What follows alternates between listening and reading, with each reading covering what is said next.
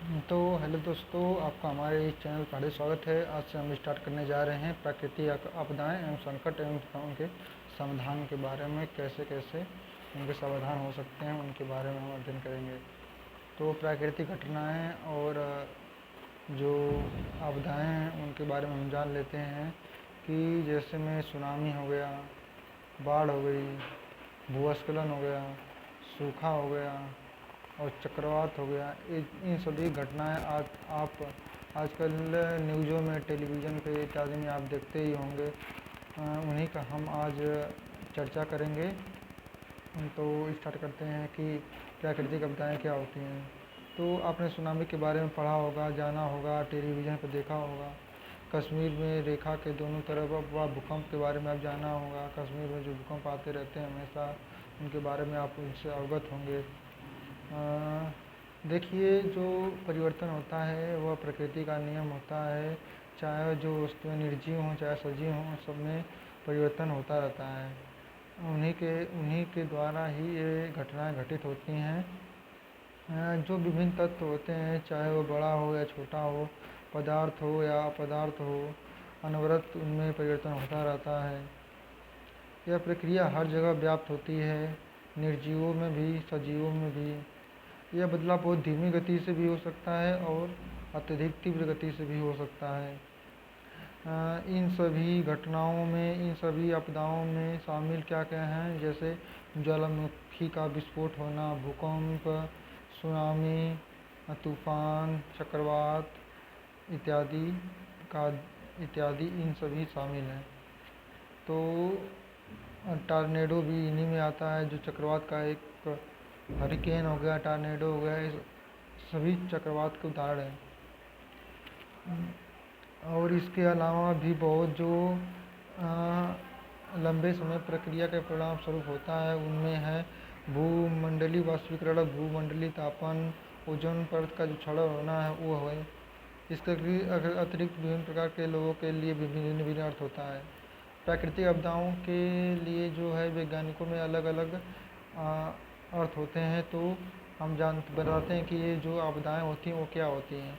आपदाओं से तात्पर्य एक ऐसी परिघटना से, घटना से होता है जो ऐसी ताकतों द्वारा उत्पन्न होती है, एक ऐसी ताकतों द्वारा घटित होती है, उत्पन्न होती है। मतलब जो आपदाएं होती हैं वे एक ऐसी अनपेक्षित प्रक्रियाएं होती हैं, घटनाएं होती हैं जो एक ऐसी ताकतों द्वारा घटित होती हैं जिनका मानव पे कोई नियंत्रण नहीं रहता है। मतलब मानव इसे अपने नियंत्रण में नहीं कर सकता, बस इनसे निवारण संबंधी उपाय लगा सकता है। बड़े पैमाने पर इन सभी से जान माल की हानि होती है। अत्यधिक मात्रा में बहुत नुकसान होता है। इन सभी के परिस्थितियों निपटाने के लिए कभी कभी देश में आपातकाल की स्थिति भी घोषित कर दी जाती है। इन सभी के बारे में हम जानेंगे। जैसे आपदाएं ये प्राकृतिक भी हो सकती है, मानव से भी संबंधित हो सकती हैं। एक मिनट थोड़ा सा। तो आपदाओं से एकमात्र कारक हैं। आपदाओं की उत्पत्ति का संबंध मानव क्रियाकलापों से भी होता है।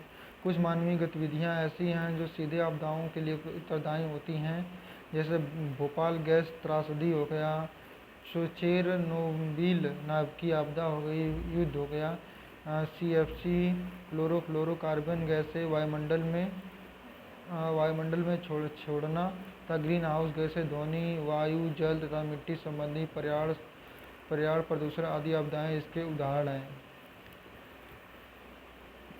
तो क्या हो गया, जैसे भोपाल गैस त्रासदी हो गया, ओजोन परत का क्षरण हो गया, सीएफसी गैसें हो गया और युद्ध हो गया, नाभिकीय आपदा हो गई, इन सभी उदाहरण हैं। कुछ मानवीय गतिविधियां परोक्ष रूप से भी आपदाओं को बढ़ावा देती हैं। मतलब कुछ मानवीय गतिविधियों के द्वारा भी ये आपदाएं उत्पन्न होती हैं। जैसे अत्यधिक मात्रा में जो वनों का वनीकरण, वनों का मतलब उन्हें काटा जाता है, उन्हें क्या कहा जाता है, मानवीय गतिविधियों से आपदाएं, वनों को काटने से भी भूस्खलन की स्थितियां पैदा होती हैं। बाढ़ भी आती है कहीं कहीं क्षेत्रों में, जैसे में हमेशा उत्तराखंड में, बिहार में, पश्चिम बंगाल में, इन आदि राज्यों में हमेशा हर साल बाढ़ की स्थिति देखी जाती है। इन सभी का जो आना है वह जो पेड़ों को अत्यधिक मात्रा में काटना है, मानवीय गतिविधियों में प्रयोग करना है, जिनसे ये बाढ़ की स्थिति पैदा होती है। क्योंकि जो पेड़ पौधे होते हैं उनकी जड़ों से मिट्टी बंधी होती है और मिट्टी बंधी होती है। यदि पेड़ हम काट दिए जाते हैं तो मिट्टी नदियों में घुल जाती है और अवसाद के रूप में बहती है। जब नदियाँ पर्वत से मैदानी इलाकों में आती हैं तो यह जो अवसाद होते हैं वह पूरे समुद्र में नहीं जा पाते और मैदानी इलाकों में फैल जाते हैं, जिससे नदियाँ अपने रास्ता को भूल जाती हैं और यह मैदानी इलाकों में बहने लगती हैं, जैसे बस्तियाँ इत्यादि। घर और जो होते हैं वह उसमें जलमग्न हो जाते हैं। पिछले कुछ सालों में मानवकृत आपदाओं की संख्या और परिमाण दोनों में वृद्धि हुई है। यदि हम बात करें तो पिछले कुछ सालों में जो मानवीय गतिविधियाँ हैं और उनमें जो परिमाण उनके जो परिमाण हुए हैं उनमें अत्यधिक मात्रा में वृद्धि दर्ज की गई है,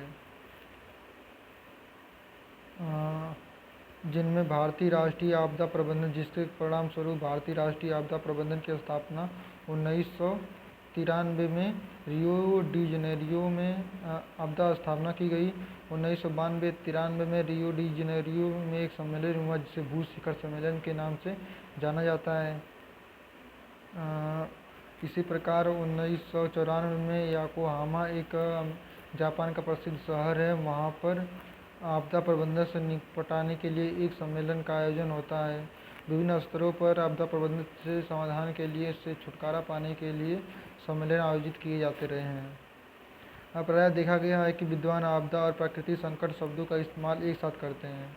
प्रायः ऐसा देखा गया है कि जो विद्वान होते हैं और जो भूवैज्ञानिक होते हैं, आम जनमानस होते हैं, वह जो आपदा और प्राकृतिक संकट को एक साथ देखते हैं। ये दोनों एक दूसरे से संबंधित है, परंतु फिर भी इनमें अंतर पाया जाता है। एक दूसरे से संबंधित है फिर भी इनमें अंतर पाया जाता है, इसलिए इन दोनों में भेद करना आवश्यक है। अब हम प्राकृतिक संकट जान लेते हैं कि क्या होता है। प्राकृतिक संकट प्राकृतिक पर्यावरण में हालत के वे तत्व होते हैं जिनसे धन जन या दोनों को नुकसान पहुंचता है। जो प्राकृतिक संकट होते हैं उनसे वे पर्यावरण में वे हालात हैं, वे परिस्थितियां हैं जिनमें जन धन दोनों को नुकसान पहुंचता है। ये बहुत तीव्र हो सकते हैं या पर्यावरण विशेष का स्थायी पक्ष भी हो सकते हैं। ये अत्यधिक तीव्र भी हो सकते हैं, पर्यावरण विशेष का स्थायी तत्व भी हो सकते हैं, जैसे महासागरीय धाराएँ हो गया, हिमालय में तीव्र ढाल और स्थिर संरचना, प्राकृतिक संरचना तथा रेगिस्तान तथा हिमाच्छादित क्षेत्रों में विषम जलवायु दशाएं आदि। प्राकृतिक संकट की तुलना में प्राकृतिक आपदाएं अपेक्षाकृत तीव्रता से घटित होती हैं। जो प्राकृतिक संकट की तुलना में जो प्राकृतिक आपदाएं होती हैं वो अत्यधिक तीव्रता के साथ घटित होती हैं। बड़े पैमाने पर जन धन की इनसे हानि होती है। जो प्राकृतिक संकट था उनसे हानि जन धन की हानि होती थी, लेकिन उनकी तुलना में जो प्राकृतिक आपदाएं प्राकृतिक संकट दोनों एक दूसरे संबंधित शब्द हैं, लेकिन इनमें अंतर होता है। जो प्राकृतिक घटनाएं हैं, जो प्राकृतिक संकट हैं, उनमें जन धन की हानि होती है, लेकिन अपेक्षाकृत प्राकृतिक आपदाओं की तुलना में कम होती है। सामाजिक तंत्र एवं जीवन को छिन्न भिन्न कर देता है, अद्वितीय होती है। ऊपर व्यक्त जो सामान्यतया है, प्राकृतिक आपदाएं संसार भर के लोगों को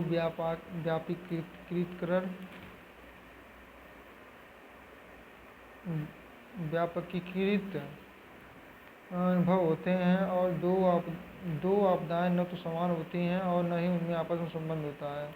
प्रत्येक आपदा अपने नियंत्रणकारी पारिस्थितिकी तंत्र से होती है। तो आज के लिए बस इतना ही। अगले वीडियो में हम भूकंप के बारे में चर्चा करेंगे, सूखा के बारे में चर्चा करेंगे, भूस्खलन के बारे में चर्चा करेंगे। सबसे महत्वपूर्ण टॉपिक चक्रवात के बारे में हर साल प्रश्न पूछे जाते हैं, चक्रवातों के बारे में चर्चा करेंगे।